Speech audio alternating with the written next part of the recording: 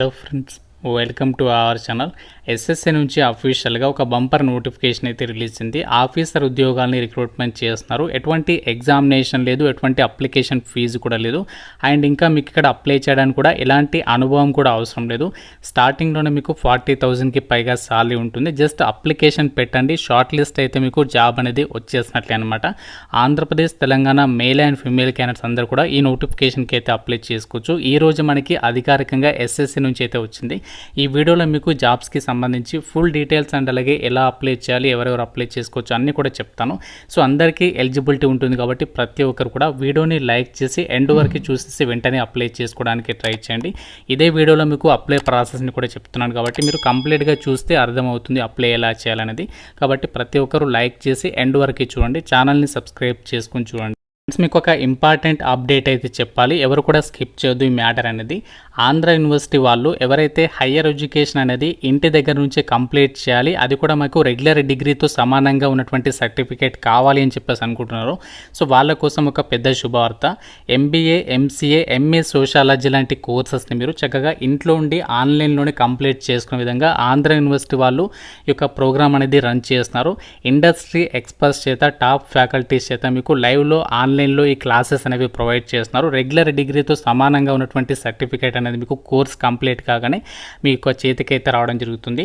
ఇది చాలా famous organisation, మీకు అందరికీ తెలిసిందే. UGC entitled NAAC A++ grade అనేది ఉంది. NIRFలో 25th ర్యాంక్ అనేది ఉంది.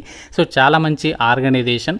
అడ్మిషన్స్ అయితే క్లోజ్ కాబోతున్నాయి అతి త్వరలోనే. మళ్ళీ మనకి నెక్స్ట్ ఇయర్ మార్చ్ వరకు కూడా మళ్ళీ ఈ యొక్క అడ్మిషన్స్ అయితే ఉండవు ఈ కోర్స్కి సంబంధించి.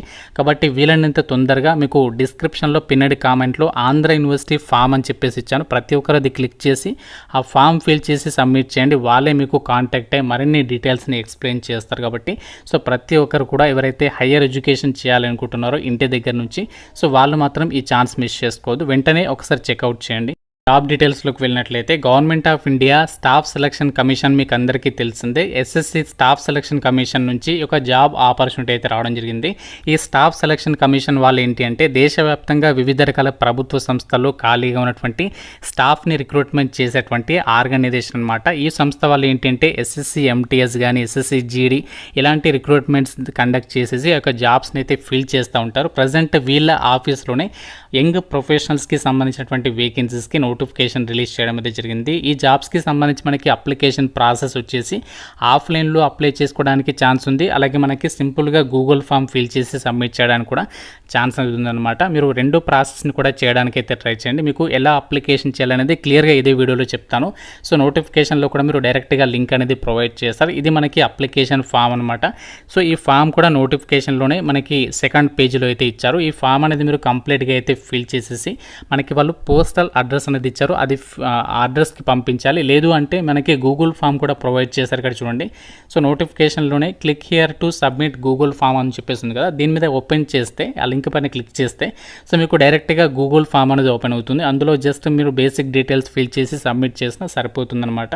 అయితే ప్రజెంట్ ఇప్పుడు ఎస్ఎస్సికి సంబంధించి స్టాఫ్ సెలక్షన్ కమిషన్కి సంబంధించి ఆఫీసులలో వీళ్ళు రిక్రూట్మెంట్ చేసినటువంటి పొజిషన్స్ ఏంటి అంటే యంగ్ ప్రొఫెషనల్, జనరల్ లేదా కన్సల్టెంట్ అని చెప్పేసి ఇక్కడ ఇచ్చారు. ఈ పొజిషన్స్ని రిక్రూట్మెంట్ అనేది చేస్తున్నారు. ఈ ఉద్యోగాలకు ఎవరు అప్లై చేయొచ్చు అంటే మీరు ఇండియన్ నేషనల్ అయితే సరిపోతుంది. ఆంధ్రప్రదేశ్ కానీ, తెలంగాణ కానీ, మీరు ఏ స్టేట్ వాళ్ళైనా మేల్ అండ్ ఫీమేల్ క్యాండిడేట్స్ అందరూ కూడా అప్లై అయితే చేసుకోవచ్చు. సో మీకు ఎలాంటి ఎక్స్పీరియన్స్ అనేది ఏమీ ఉండాల్సినటువంటి అవసరం అయితే లేదు. సెలెక్టెడ్ క్యాండిడేట్స్కి మీకు స్టార్టింగ్లోనే 40,000 పర్ మంత్ సాలరీ వస్తుంది అని చెప్పేసి ఇక్కడ నోటిఫికేషన్లో వాళ్ళే క్లియర్గా అయితే మెన్షన్ చేయడం అయితే జరిగింది.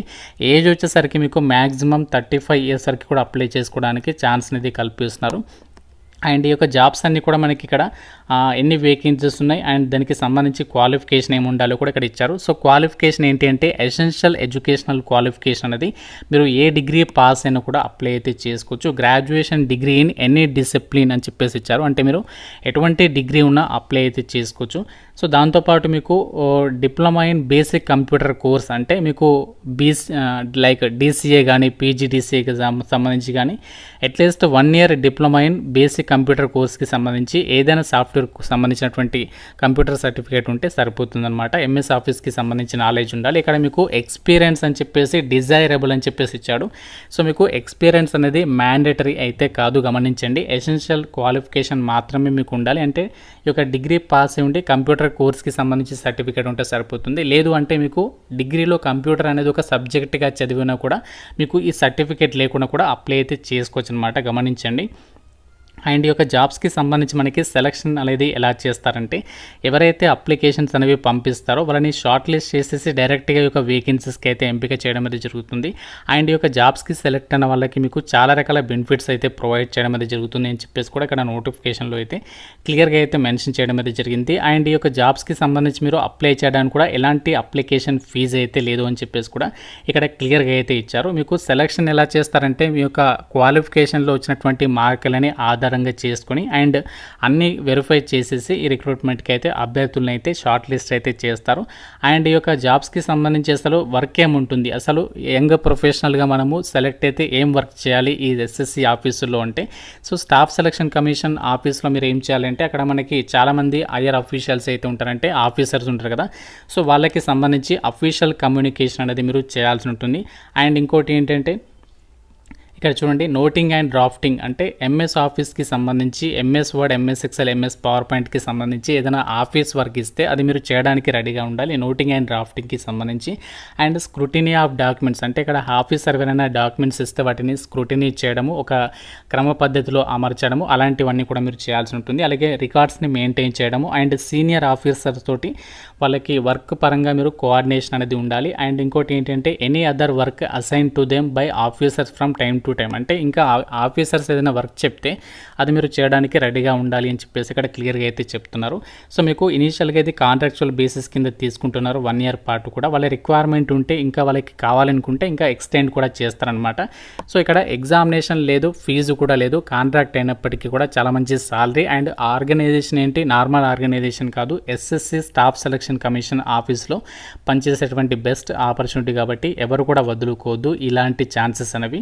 మీకు స్టార్టింగ్లో చెప్పాను కదా 2 ప్రాసెస్ ద్వారా అప్లై చేయాలి అని చెప్పేసి. మీరు గూగుల్ ఫామ్ లింక్ పైన క్లిక్ చేస్తే ఈ విధంగా మీకు అప్లికేషన్ ఫామ్ అనేది ఓపెన్ అవుతుంది. ఇక్కడ మీ యొక్క ఫుల్ నేమ్ అనేది ఇచ్చేసి ఫోటోగ్రాఫ్ అనేది అప్లోడ్ చేసి Aadhaar number, mobile number, father name, gender, date of birth, email ID, address, క్వాలిఫికేషన్కి సంబంధించి డీటెయిల్స్ ఇచ్చేసి ఎక్స్పీరియన్స్ లేని వాళ్ళు ఐఎమ్ ఏ ఫ్రెషర్ అని చెప్పేసి ఇచ్చేసి ఒక చెక్ బాక్స్ ఇచ్చేసి సబ్మిట్ అప్లికేషన్ మీద క్లిక్ చేస్తే ఈ అప్లికేషన్ అనేది కంప్లీట్ అయిపోతుంది. అనేది ఫిల్ చేసి సబ్మిట్ చేసిన తర్వాత నెక్స్ట్ మీరు ఇక్కడ అప్లికేషన్ ఫామ్ అనేది నోటిఫికేషన్లో సెకండ్ పేజీలో ఇచ్చారు. ఈ ఫామ్ కూడా మీరు డౌన్లోడ్ చేసుకుని ప్రింట్అవుట్ అయితే తీసుకోండి. సో తీసుకున్న తర్వాత దీనికి సంబంధించి జిరాక్స్ కాపీస్ అన్ని కూడా అప్లికేషన్ ఫామ్కి అటాచ్ చేసి అప్లికేషన్ అనేది ఇక్కడ ఇచ్చినటువంటి అడ్రస్ ఉంది కదా, ఈ అడ్రస్కి మనము అప్లికేషన్ అనేది రిజిస్టర్డ్ ఆర్ స్పీడ్ పోస్ట్ ద్వారా పంపించాల్సి అయితే ఉంటుంది. మనకి నోటిఫికేషన్ రిలీజ్ అయినటువంటి డేట్ అంటే మనకి నిన్ననే రిలీజ్ అయింది కాబట్టి ఆ డేట్ నుంచి 14 days లోపు అయితే పంపించవచ్చు. కాబట్టి ఇంకా మనకి చాలా టైం అయితే ఉంది. సో ఇక్కడ ఇచ్చినటువంటి అడ్రస్ అనేది ఉంది నోటిఫికేషన్లో, అడ్రస్కి అయితే అప్లికేషన్స్ పంపించాలి. మనకి ఇక్కడ 5 వేకెన్సీస్ అయితే ఉన్నాయి. వేకెన్సీస్ గురించి అయితే ఆలోచించద్దు, just degree qualification, computer knowledge ఉండాలి, ఎగ్జామినేషన్ లేదు, ఫీజు కూడా లేదు, ఎవరైనా సరే అప్లై చేసుకోవచ్చు. కాబట్టి చాలా మంచి ఆపర్చునిటీ. మీకు నోటిఫికేషన్ లింక్ ఇస్తాను, ఆ గూగుల్ ఫామ్ లింక్ కూడా ప్రొవైడ్ చేస్తాను. అన్ని డీటెయిల్స్ అనేవి చెక్ చేసుకొని అప్లికేషన్స్ అయితే పెట్టేసుకోండి. ఇంకా ఏదైనా డౌట్ ఉంటేనే సరే నాకు కామెంట్ రూపంలో అడగండి. ప్రతి ఒక్కరు కూడా లైక్ చేసి ఒక వీడియోని మీ ఫ్రెండ్స్తో అయితే షేర్ చేయండి. ఛానల్ని సబ్స్క్రైబ్ చేసుకోండి. Thank you so much guys.